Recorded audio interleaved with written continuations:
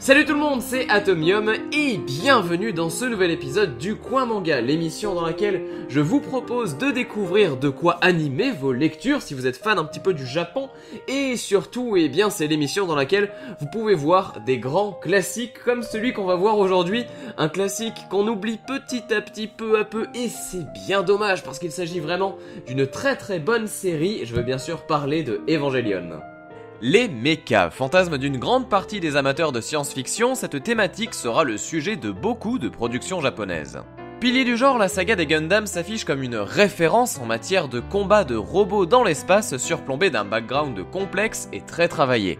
Contrairement aux idées reçues, le genre du mecha n'est pas limité à du combat, c'est d'ailleurs ce que peut nous prouver Pat Labor qui est avant tout une histoire d'intrigue policière se déroulant dans un futur réaliste.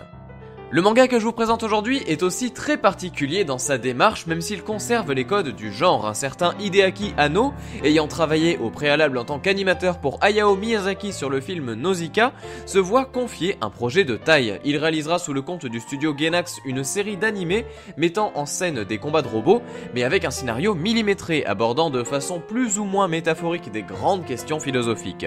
C'est donc ainsi qu'est née en 1995 la série Neo Genesis Evangelion qui sera bien sûr adapté en manga.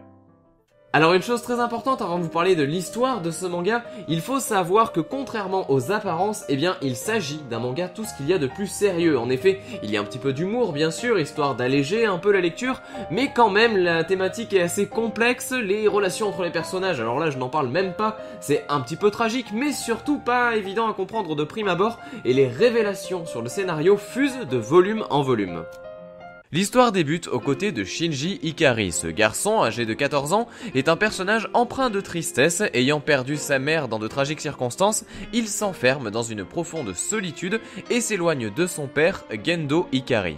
Ce dernier, Gendo Ikari, est le commandant de la NERV, une organisation ayant développé la seule arme capable de sauver l'humanité d'une terrible menace. Shinji a reçu une lettre de la part de son père qui lui demande de le rejoindre à Tokyo et une fois sur place, la ville se fait attaquer par une étrange créature et c'est finalement Misato qui le retrouvera, une jeune femme employée de la NERV chargée de le conduire à la base. Une fois arrivé au QG, Shinji découvre que ce qui a attaqué la ville était un ange contre qui la seule arme efficace est un immense robot bien mystérieux, l'Eva.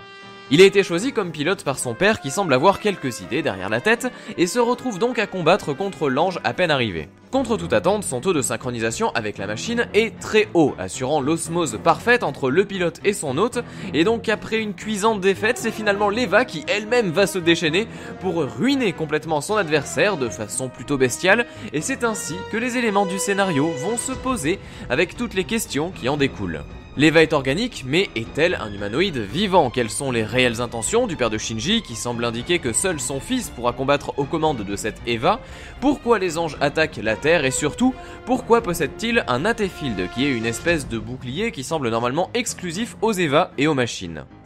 Voici une micro-parcelle de ce qui vous attend et autant vous dire que la suite s'avère bien plus complexe et intéressante, notamment grâce aux personnages secondaires, Rei, une fille calme qui considère Gendo Ikari comme son propre père et qui semble dépourvue d'émotions, Asuka au caractère bien trempé qui est l'élève un peu trop parfaite dont on peine à deviner les faiblesses, et enfin les hautes sphères de la NERV qui donnent les infos au compte-gouttes et dont on ignore les véritables intentions. Vous découvrirez également dans Evangelion un très fort parallèle avec la religion, traité de manière très intelligente, mais tout ça, je vous laisse le découvrir par vous-même. En ce qui concerne l'édition, les dessins de maître Yoshiyuki Sadamoto seront habillés d'une couverture classique façon Glénat, avec en début de chaque tome quelques pages en papier glacé et colorisé, et puis bien sûr un résumé primordial pour bien resituer l'ensemble de l'histoire et des personnages.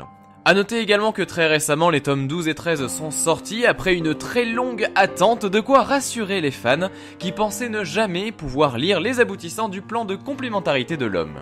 Enfin bref, vous l'aurez compris, Evangelion manga à connaître bien sûr, et je dirais même plus référence en la matière, donc que vous soyez fan de manga ou d'anime, vous ne pouvez pas passer à côté et je vous assure que si vous aimez les thématiques un petit peu complexes et prises de tête et les scénarios retors, vous allez vous régaler. Sur ce, je vous souhaite à tous bonne lecture bien évidemment et je vous dis à très bientôt pour un prochain Coin Manga. Allez, salut tout le monde!